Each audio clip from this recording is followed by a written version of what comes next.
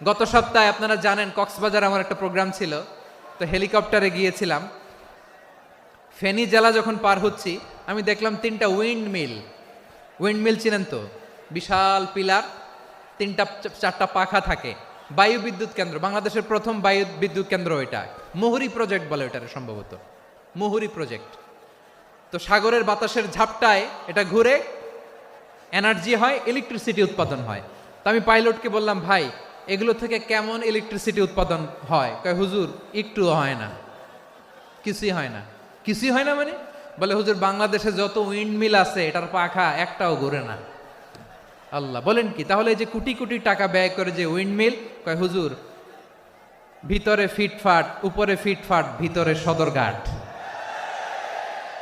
তার মানে কোটি কোটি টাকা দিয়ে এই উইন্ডমিল বানায়, এখানে কিছু নাই। দুর্নীতির আড্ডাখানা, আখড়াখানা বাংলাদেশ, ঠিক কিনা বলেন?